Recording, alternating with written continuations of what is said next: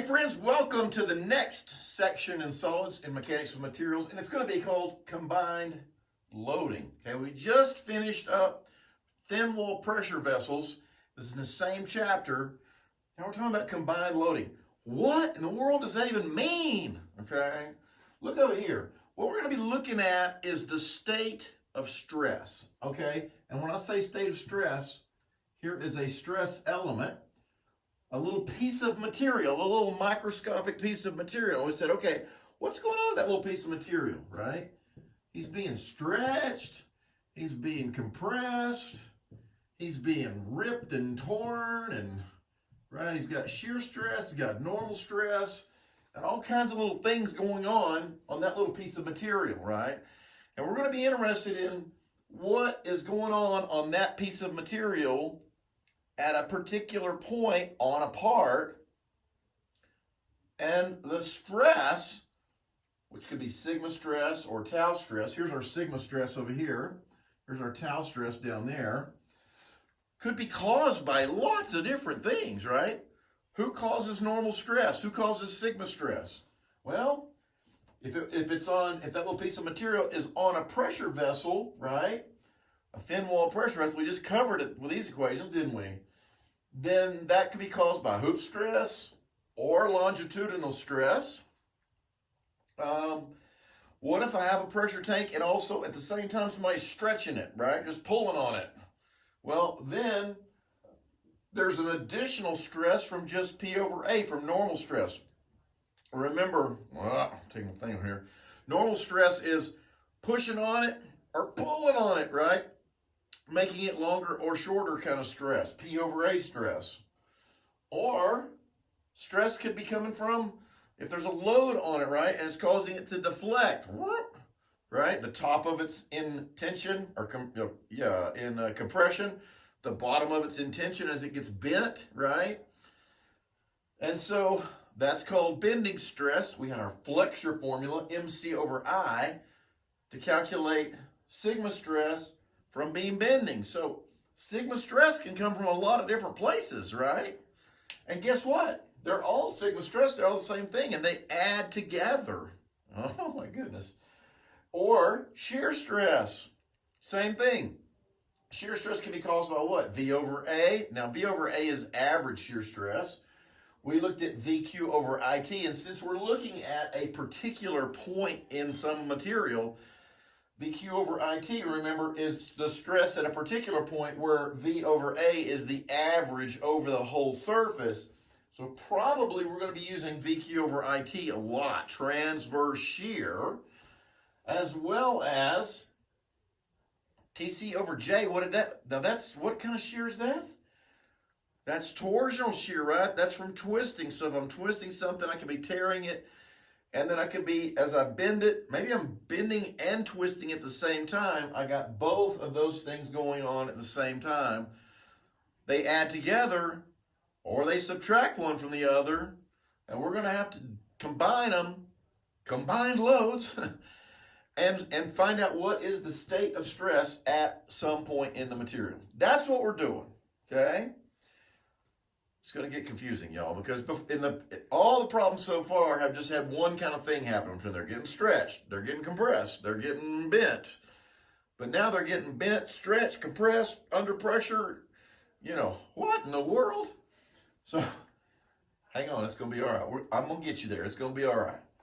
Okay, so here we go. Combined load. We're going to start off with a little easy one, okay? So we have this little bracket. Maybe this is a handle on your barbecue grill or something, right? And what happens here on this bracket is made out of an 1.5 inch diameter round bar, okay? So 1.5 inch diameter, okay? It's bent. And then it has for some reason, it's got force on the end of it pulling on it, right? If sigma allowable is 30 KSI, okay? Sigma allowable, that means that's all it can take before it deforms, right? That's probably probably another way to say that is yield stress is 30 KSI. We learned about that too, didn't we? Find P max so that can be applied to that bracket without causing it to fail. This is our failure point, okay? So how big is P? Now, how much force is on that bracket? How many of you out there would say it's 2p. How many of you out there would say it's 1p? If that's confusing to you, you need to go back to my statics lectures way back, and you need to watch the very first statics lecture again, okay? And it'll explain to you why that the force on that bar is only 1p, okay? Think of it like this, okay?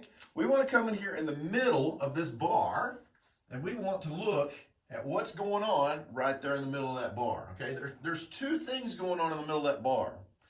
Number one, as I pull on this, that bar is getting stretched, isn't it? Now, what does that sound like? Are we going to have any kind of PR over T or PR over 2T? Is that bar, that solid bar, is it a pressure vessel? No, so there's nothing happening there. But we do have just P over A, don't we? That's the sigma stress from just getting stretched, okay? So what we have is sigma is equal to P over A, okay? That's it's stretching me, okay? Now, do we have anything else? Do we have MC over I for sigma stress? Well, the answer is yes, we do. Because look, as I pull on this, these two ends want to stretch out, and it makes this guy kind of want to do this in the middle, okay? So it makes it want to bow down, okay? Now, what happens here is that the top is in compression and the bottom is in tension. Now, I'm going to cut this in half, okay? So if I cut this in half, number one, I get this, okay? And here's the force P. Then what's over here on this side? Every time you cut the beam, you must have an MNV, okay? Those are those internal forces, right? That's the M that we need. That N is this guy right here. Well, he's equal to P, isn't he? Sum of the force of the X. That guy's got to be equal to that guy. V. How many forces in the Y direction do you see in this problem? 0. V is 0. So if V is 0, what does that mean? There's no shear stress in that part right there. None, okay? No shear stress. So all we're calculating is sigma stress. But is there a moment? Well, look, there's a force in the X, so I'm going to need a distance in the Y, right? If y'all remember the song. Don't make him sing the song, please. Okay, so this is, what is this? It's 4 inches to the bottom of the part, plus, I need to go to the middle of the part. I need to go to the centroid. So 4 inches plus, it's 1.5 inch diameter, 0.75. So this here is 4.75 inches, isn't it? Okay, so how big is that moment, right? How big is this moment? Force times distance, that's the force, that's the distance. The moment is equal to 4.75 P, okay? Now it's causing bending. Let's look at this end where I cut that. Let's look at it straight on. What does it look like? It looks like that, okay? It's a piece of round bar. Now there's a piece of material on the top, we'll call him A, and there's a piece of material on the bottom, we'll call him B, okay?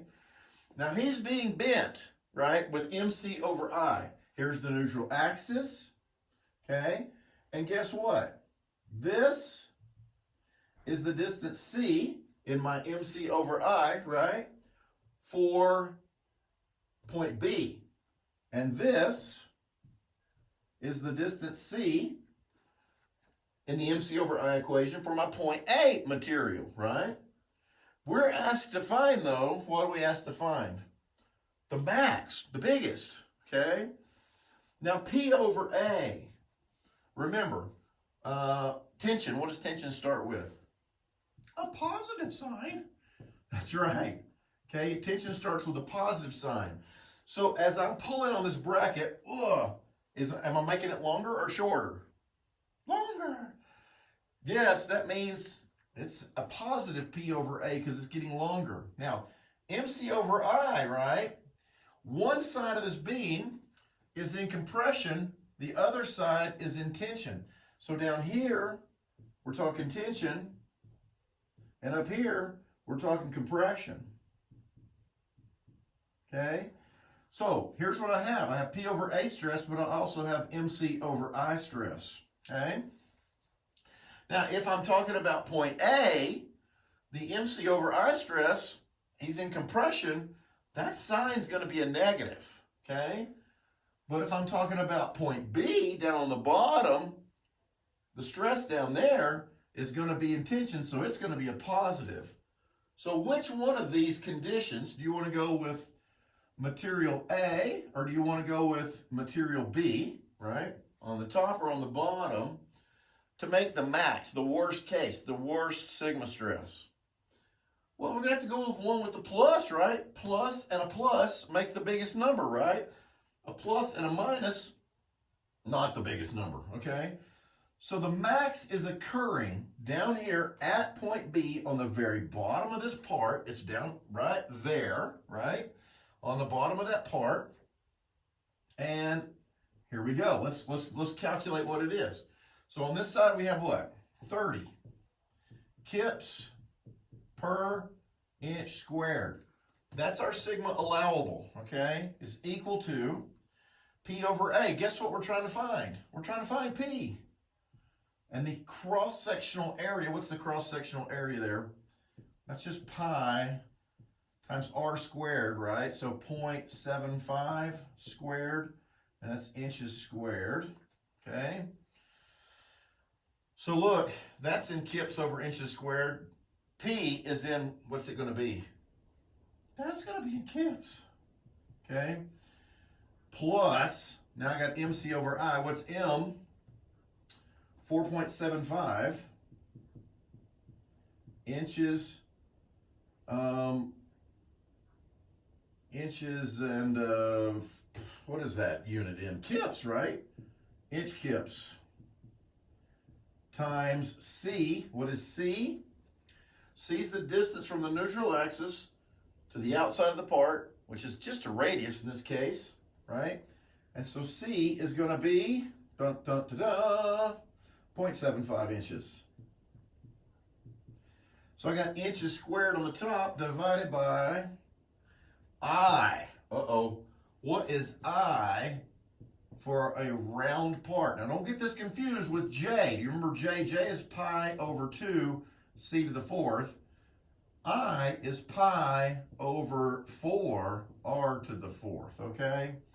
So we're going to use this guy up here. So we're going to use pi to the fourth, or pi to the fourth, pi over 4, sorry, times 0.75 to the fourth, and that's going to be inches to the fourth. So guess what? These 2 inches will cancel out with 2. So this one has kips over inches squared, this one has kips over inches squared, and this one has kips over inches squared. So what do we have? Oh, you know what? Dr. Hanson, you left out P. It's 4.75 P inch kips, okay? So we're looking for this P, aren't we? Let's see if we can find it, okay?